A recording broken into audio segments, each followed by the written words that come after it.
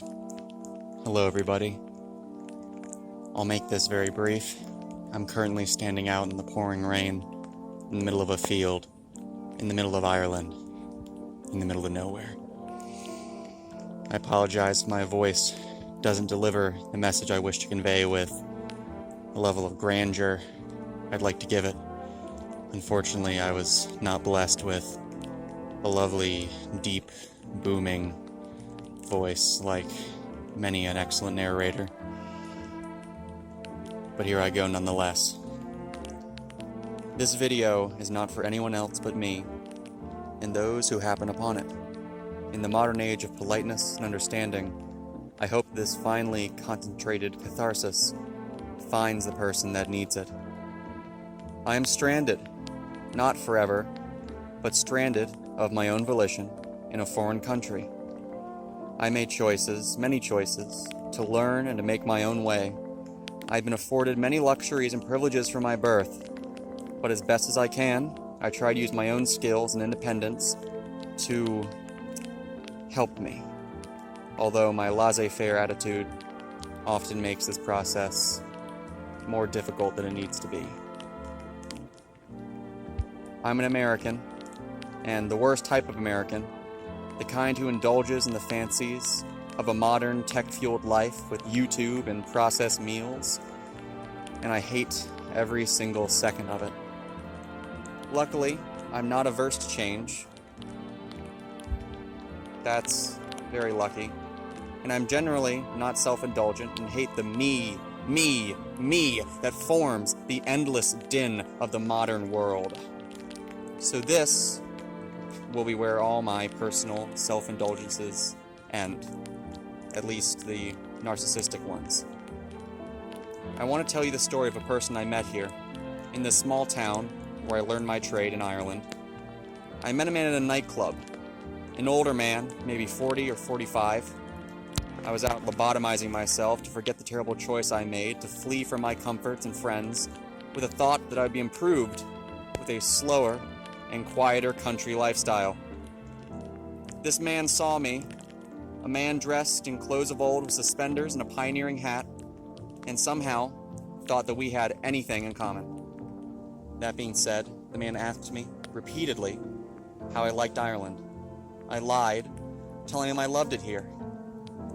He continued pantomiming so his message could be understood over the loud music, that he was going to try and get me laid, something I had absolutely no interest in, but he seemed to fancy as some sort of challenge. Luckily, he failed. As anyone with half a brain could see, this man, a man with a distended stomach and a tan line where you could see the removal of his wedding ring, was selling an unwilling and, frankly, disgusted product. This, unfortunately, was not an isolated incident. The entire night, I was paraded around as the oddly dressed American, asked the same 5 questions over and over, and received the same vaguely excited or confused responses as to why I was there. A question that bored into me and ate away at my senses like a cancer. But my fake smile and cavalier way of speaking lent me to getting in and out of the conversations without having my skull caved in from a wrong word or a unfortunate drunken glance. This has been most every interaction I have had while being here, ranging from the morbidly curious to the downright catty and cruel people I've met.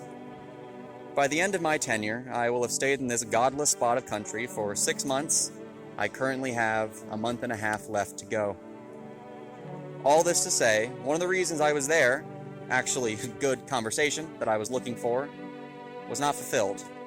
This, however, was to be expected, as bars are not usually the place for meeting interesting, eccentric characters, the kind who I usually like to make friends with. Nevertheless, I tried, because that's what everyone tells you to do. As Dean Martin said, in a rather unfortunately aged song, you must try again.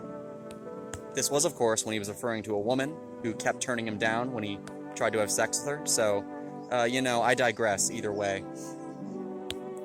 Despite me covering 5 bars and spending about 7 hours out that evening, my search for a decent chat ended the same way it always does, with my consciousness collapsing in on itself after having to walk back to my lodgings for an hour and a half through an empty Irish field in the kind of darkness that is only achieved through a distinct lack of humanity.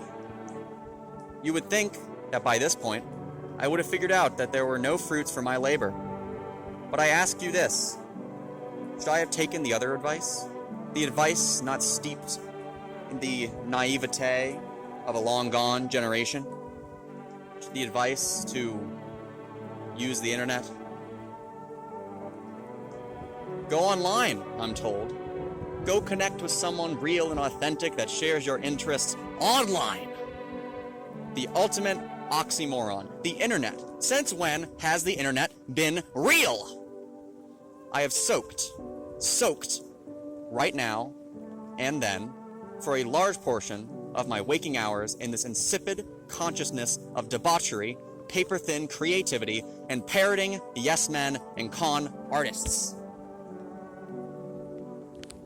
It scares me that every time in my life I have needed some piece of esoteric knowledge, my mind will default back to a video essay.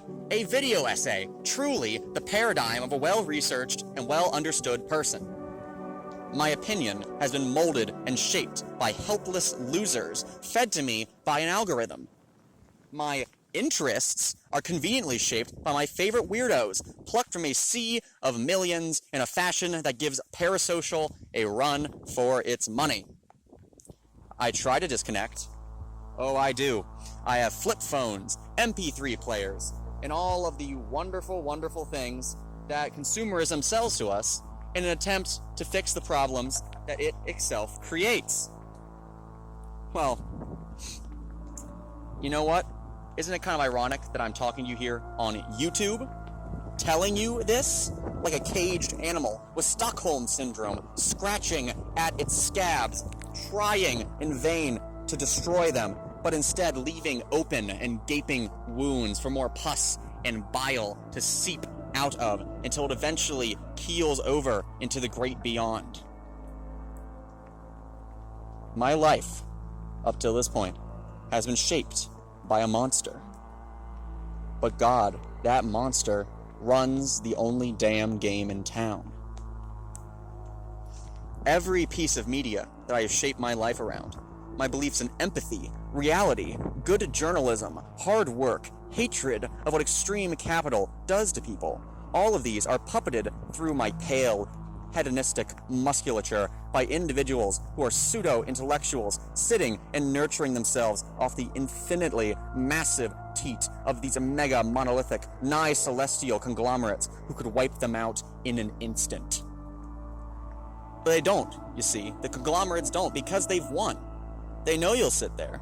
You can't change. They've had their hooks in you since you were a baby. The hooks have long since rusted, and you're trapped.